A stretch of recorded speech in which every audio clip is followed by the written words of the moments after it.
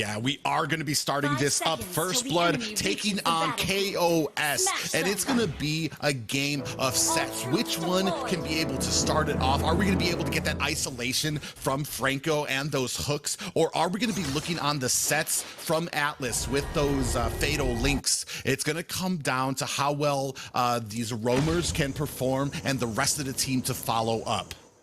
Now, Atlas not really having the strongest counter over on Team First Blood, so we will see possibly some Fatal Links pop off. But, it also depends on how good the Fatal Link is, who it hits, who does he prioritize. But we do see over on the top side a little bit of an engage as they are trying to go in and take out that Popo and Koopa. Daizu able to get off. What aggression in the first minute of the game!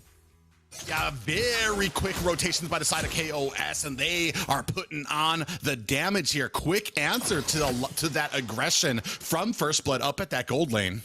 I like how we didn't really see any take from that. Nobody lost a player right there. So it is still pretty much even on both sides. And this is what we want to see. We don't really know who it's leaning toward. Like we said, both drafts are pretty solid. So it's going to be more of a battle of rotations and micro and macro.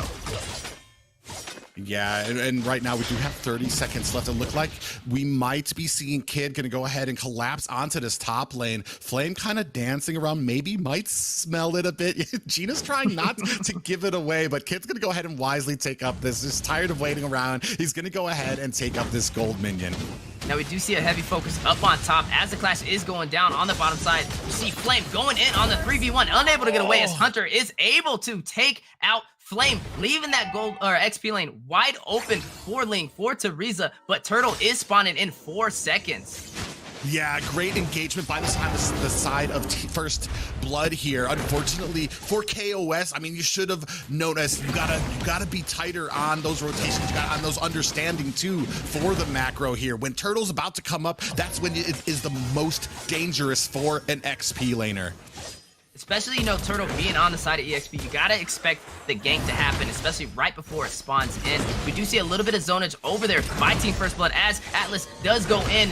NACT trying to possibly get a Fatal Links as the Turtle is going down. It is secured over there by Sabag on KOS. What a steal!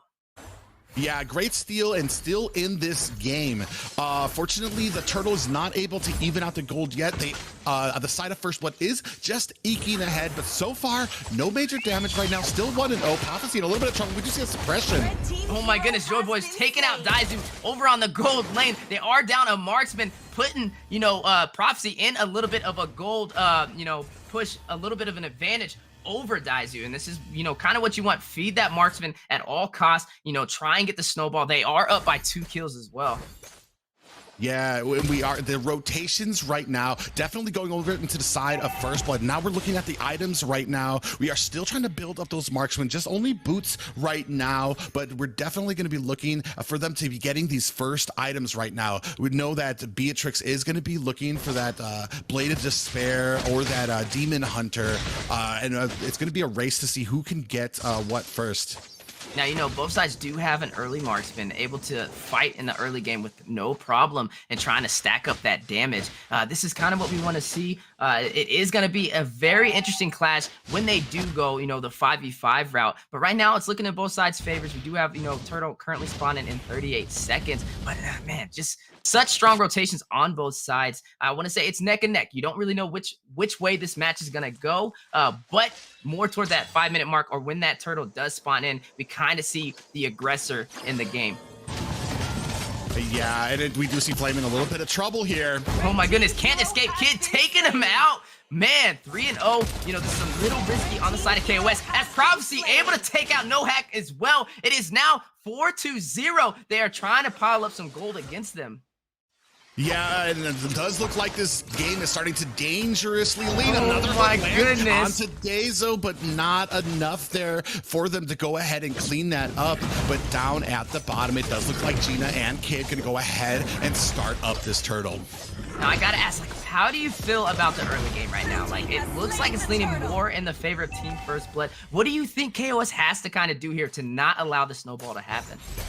Well, they're gonna need to communicate, and they're gonna need to be more careful. They're a little aggressive. These tiny mistakes might work with other teams, but for a team like First Blood, if you go out too far, if you're not paying attention to when the turtle spawns, you're gonna pay for it, especially with these hook. And you always gotta constantly be moving. You gotta pay attention to where everybody is on the map or where they're not. You see Joybaj here just constantly roaming around. He's barely standing still until he's about ready to land a hook. And right now, it seems like KOS is kind of paying for this. Yeah, leaning more in the favor of Team First Blood right now. Solid rotations as well. It's just the little things that matter. Getting these little kills one by one, these little pickoffs, they add up over time. And, that is how that snowball goes in. But that Iron Hook connecting and the flicker. Prophecy taking out No Hack, but the fight is still going down as Tempest Blaze does land and Prophecy taking out Dazu. But over on the other side, you do see Teresa, Gina God Mode taking out Flame, and we do see a push over on the top lane as well, trying to take out that first tower as Rim is all by herself, but able to kind of push them off.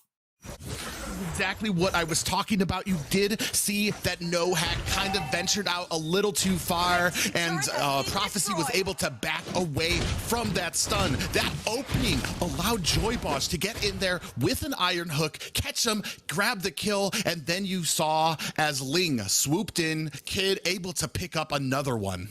That's one of the things, a lot of people in the Land of the Dawn fear is the power of the Iron Hook.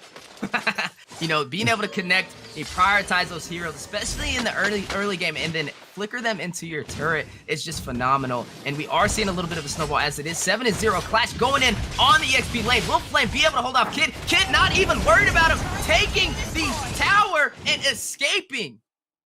Yeah, the macro very intensive for the side of First Blood here, and unfortunately KOS not able to do much here. We do see a little bit of action happening around the turtle, and a hook landed. Oh my goodness, Iron Hook landed and confirmed the kill over on Atlas, and the fight goes on. Prophecy taking out Flame as Turtle is down to 1 HP and is taken out by Teresa. Donna like connecting and taking out Kid. Teresa also able to take out Sabog, taking out that Paquito as well, but a little bit of a replay over on the turtle. Look at that Iron Hook, man. That is definitely one of the skills that everybody fears inside of the Land of Dawn. What a play over there by Team First Blood.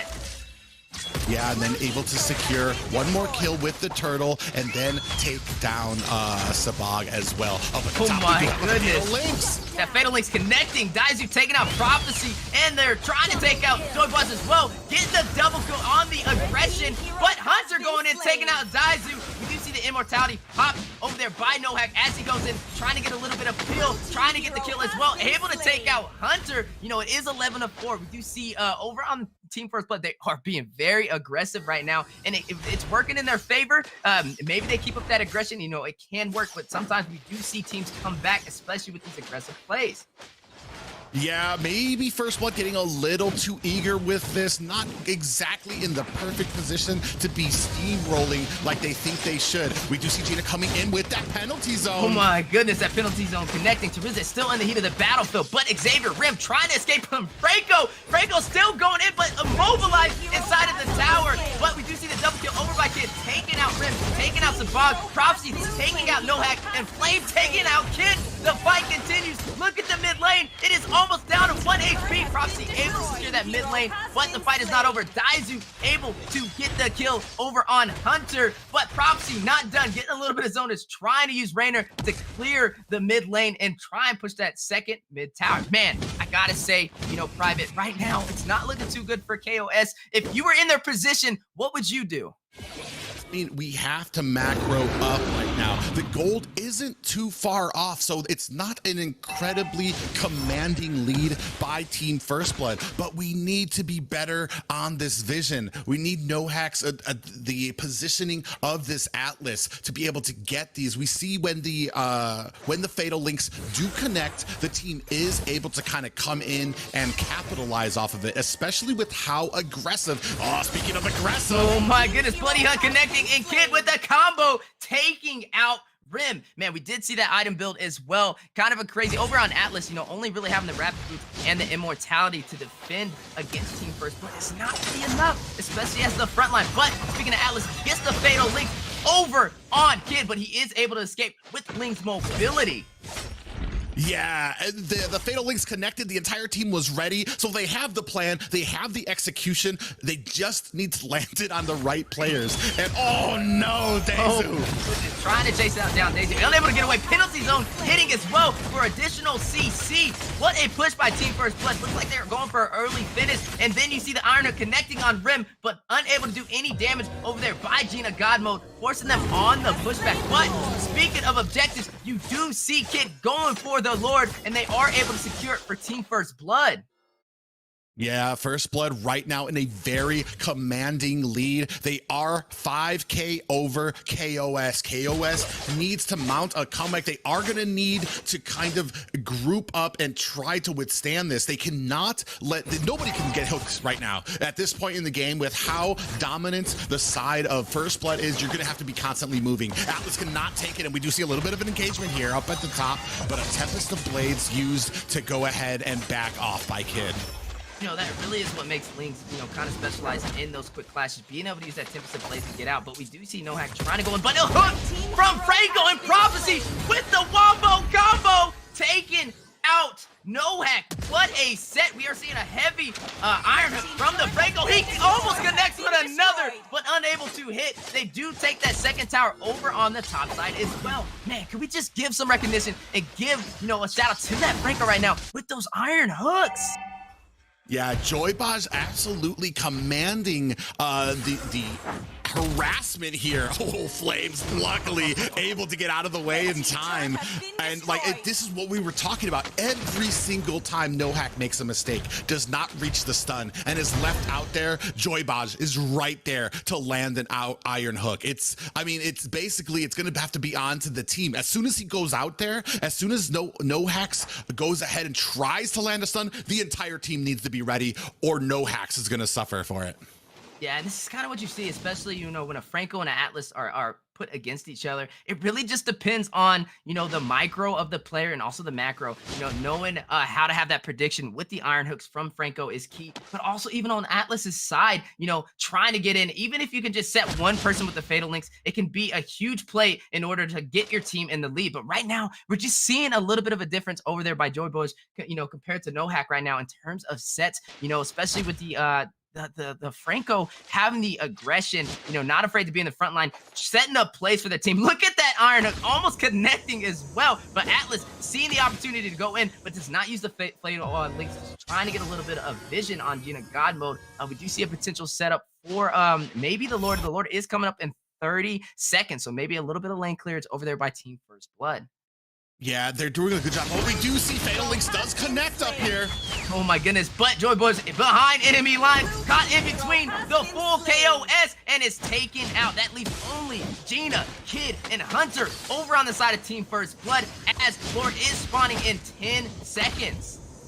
I was going to say, before that engagement, I do like, and I notice how First Blood is able to macro and keep these lanes frozen. You see how the minions have to travel all the way back, so that before, KOS was having to travel deep into the jungle to even get gold. So they're starting to freeze out KOS now, and that's where we are. But they do see a little bit of engagement on this turtle, jockeying for position, but all teams with all members up right now. And I think that's going to be a signal for KOS to go ahead and back up and reset.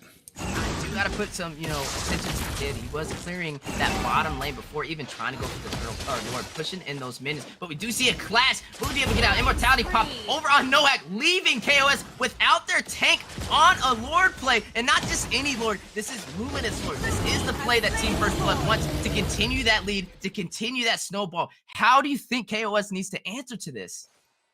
Right now, there isn't much that you can do. I mean, for right now, what I would like is for NOHAC to be a little bit more careful. Right now, he is becoming a liability. He's out there without his team. There, you have to ask yourself, if they come into this bush, what am I gonna do? What successful outcome can I provide? If the answer is nothing, then you shouldn't. You need to back off when you see the enemy coming for you.